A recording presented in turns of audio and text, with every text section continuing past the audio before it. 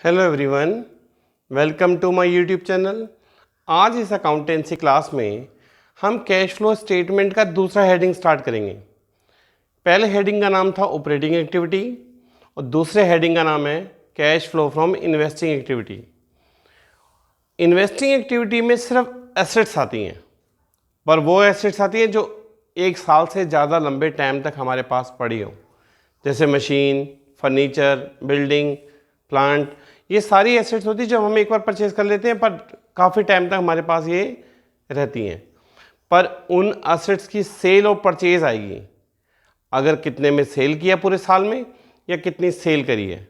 आइए फॉर्मेट में देखते हैं कौन कौन सी इंफॉर्मेशन लिखनी है इस एक्टिविटी में।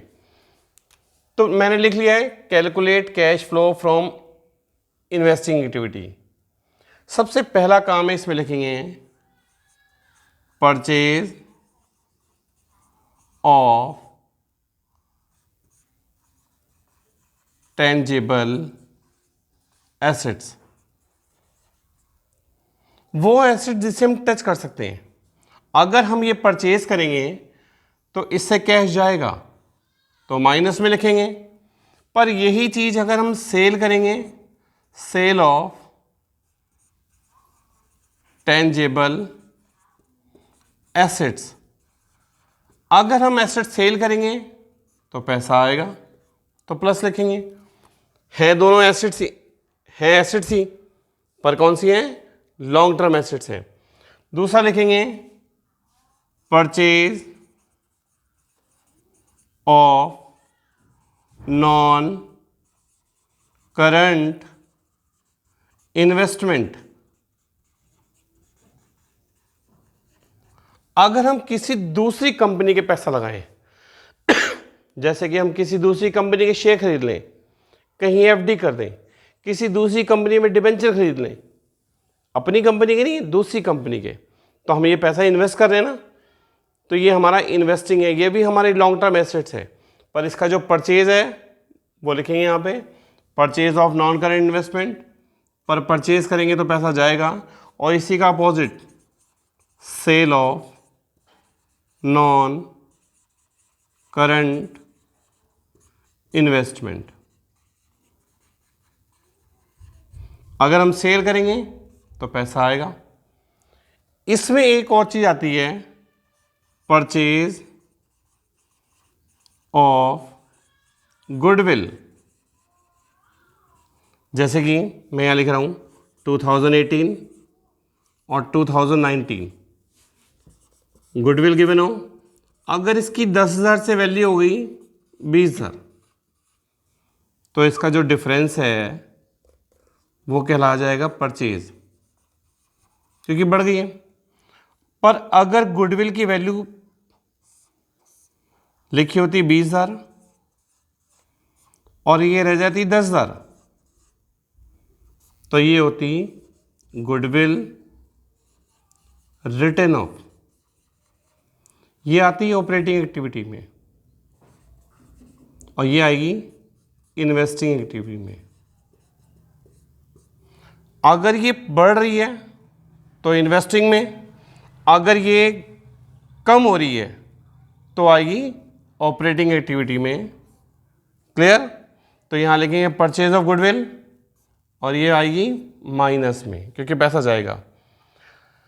आपको वो इंफॉर्मेशन लिखनी है जिनसे पैसा आ रहा है पर लॉन्ग टर्म इन्वेस्टमेंट है। जैसे हम कह सकते हैं इंटरेस्ट रिसीव्ड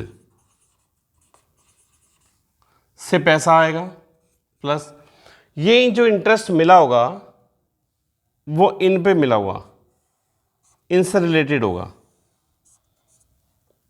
जो हमारे नॉन करेंट इन्वेस्टमेंट है, जब हमने पैसा लगाया होगा वहां पे तो हमें उस पर ब्याज मिल रहा होगा, तो हमारा इंटरेस्ट रिसीव है। इन सब के टोटल को हम लिखेंगे नेट कैश फ्लो। कब लिखेंगे?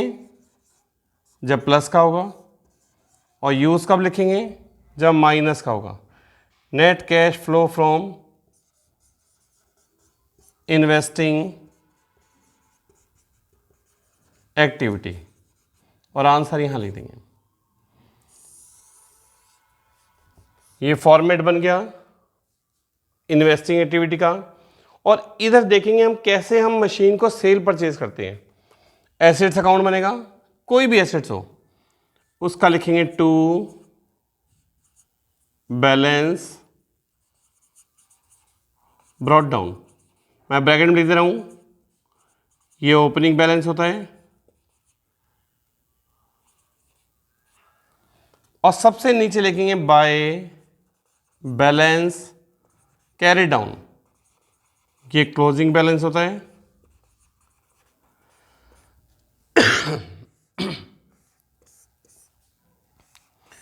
आपको ये क्वेश्चन में दिए होंगे, ओपनिंग भी दिया होगा और क्लोजिंग भी दिया होगा।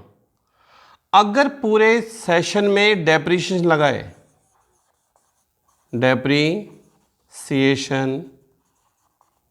तो इसमें लिखेंगे इधर से वैल्यू कम होगी और इधर वैल्यू बढ़ेगी। अगर एसेट्स की वैल्यू कम हो रही है तो इधर लिखते रहेंगे और एसेट्स की वैल्यू बढ़ रही है तो इधर लिखते रहेंगे। अब डेप्रीशिएशन लगेगा तो वैल्यू कम हो जाएगी। अगर मशीन बेचेंगे बैंक यानी सेल तो भी कम हो जाएगी। अगर हमें बेचने से लॉस होगा, पीएल अकाउंट कब लिखेंगे, जब लॉस होगा तो इधर लिखेंगे। अगर ये सारी इंफॉर्मेशन दी है, ऐसा भी हो सकता है कि हमें बेचने से प्रॉफिट हो तो आप इधर लिख देंगे टू पीएल अकाउंट, ब्रैकेट में लिख दे रहे हैं प्रॉफिट। एक मशीन को बेचने से या तो प्रॉफिट होता है या फिर लॉस होता है। अगर कोई भी एसेट बेचते हैं तो ये तो प्रॉफिट होगा या फिर लॉस होगा। अगर प्रॉफिट होगा तो इस साइड लिखेंगे और लॉस होगा तो इस साइड लिखेंगे। अगर हम इसका टोटल करें और ये सब माइनस कर दें तो आ जाएगा टू बैंक यानी परचेज। अगर परचेज दी है और सेल भी दी है तो डेप्रीशिएशन निकल जाएगा। कैलकुलेट सिर्फ दो चीजें होती हैं, या तो परचेज कैलकुलेट होगा, मोस्टली क्वेश्चन में परचेज कैलकुलेट होता है, पर किसी किसी क्वेश्चन में डेप्रीशिएशन भी कैलकुलेट हो जाता है। पर वो क्वेश्चन वो होंगे जिसमें सेल भी दी होगी और परचेज भी दी होगी और ये चीज़ निकालनी होगी। इससे ज़्यादा फॉर्मेट नहीं होता किसी भी एसेट्स की वैल्यू को कैलकुलेट करने का। मैंने इस पूरे फॉर्मेट में आपको इतना ईजिली ढंग से बढ़ा दिया है कि अगर आप इन्वेस्टिंग एक्टिविटी के कोई भी क्वेश्चन लेके बैठेंगे तो मोस्टली ये सारे पॉइंट होते हैं और ये मशीन अकाउंट ऐसे ही बनता है। मैं आपको अपनी अगली वीडियो में इसके क्वेश्चन करके दिखाऊंगा। अगर आपको इन्वेस्टिंग एक्टिविटी सीखनी है और कि क्वेश्चन कैसे इसमें फिल होता है तो प्लीज़ मेरा नेक्स्ट वीडियो जरूर देखें।